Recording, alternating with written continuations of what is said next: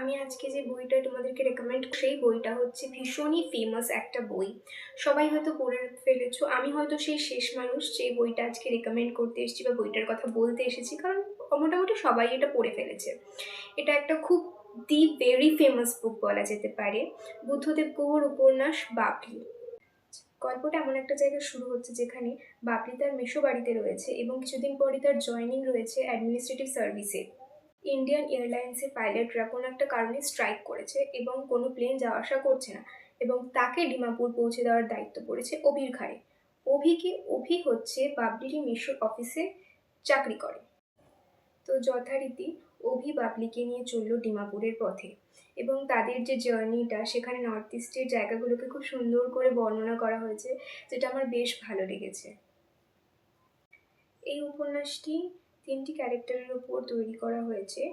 আমাদের যে main character Babli তার উপর, এছাড়া তার সাথে রয়েছে অভি, এবং পরে আমরা একটি ক্যারেক্টারকে দেখতে পাবো ঝুমা। গল্পে যে তৃতীয় ব্যক্তি ঝুমার কথা বলা হয়েছে, ঝুমা কিন্তু বাবলির ছোটবেলাকার বন্ধু এবং অভির পূর্ব পরিচিত।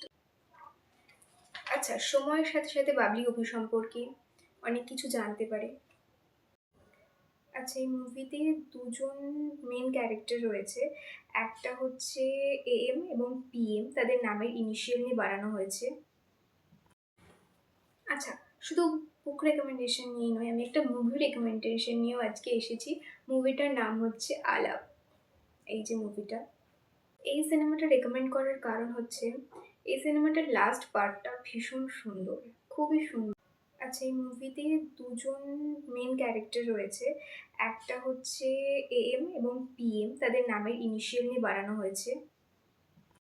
AM এর ক্যারেক্টারটা প্লে করেছে মিমি চক্রবর্তী, আর PM এর ক্যারেক্টারটা প্লে করেছে আবির চ্যাটার্জি। একটি পরিস্থিতির কারণে এদের দুজনকে একসাথে থাকতে হয় একই ফ্ল্যাটে, কিন্তু এদের দুজনের মধ্যে কোনো আলাপ হয়নি এখনো পর্যন্ত। এই মুভিটার একদম শুরুর দিকে দেখানো হচ্ছে যে আবির চ্যাটার্জি জানতোই না যে মিমি মানে সে একটি মেয়ের সাথে রুম শেয়ার করে থাকছে, এবং সে পরে কিছুদিন পরে সে জানতে পারে, এবং তাদের মধ্যে চিটসের সাহায্যে কথা হয়। তাদের রান্না করা খাবার খাওয়া, ঘর পরিষ্কার করা সবই তাদের মধ্যে চলতে থাকে, কিন্তু কেউ কাউকে দেখেনি কখনো। এই যে আমি বারবার বলছি তাদের মধ্যে আলাপ হয়নি, কিন্তু তাদের মধ্যে আলাপ হয়েছিল।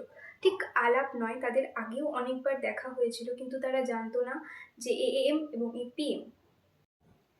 ধীরে ধীরে গল্প এগোতে থাকে, এবং এই গল্পেও একজন তৃতীয় ব্যক্তি আসে, সে হচ্ছে সাথী লেখা বা সাথী। ধীরে ধীরে সময়ের সাথে তাদের মধ্যে অল্প অল্প ফিলিংস গ্রো করে, বাট সেরকমভাবে কিছুই দেখা যায় না। একটা সময় সাথীর সাথে আবির যে ক্যারেক্টারটা প্লে করছে PM, তাদের বিয়ে ঠিক হয়। এর থেকে বেশি কিছু আমি এটা সম্পর্কে শেয়ার করছি না, তাহলে স্পয়লার হয়ে যাবে। তো আমি এর থেকে বেশি কিছু বলতে চাইছি না। এই গল্পেতে না ডেস্টিনিকে খুব সুন্দর করে দেখানো হয়েছে, কিন্তু ডেস্টিনিকে খুব সুন্দর করে দেখানো হলেও আমি একটা জিনিস পরে একদম শেষের দিকে রিয়েলাইজ করেছি, আমরা যেরকম ভাববো শেষটা সেরকম হবে না। প্রথম থেকে অনেক কিছু ভেবে রাখবো, কিন্তু শেষটা অনেকটা আলাদা রকম হবে।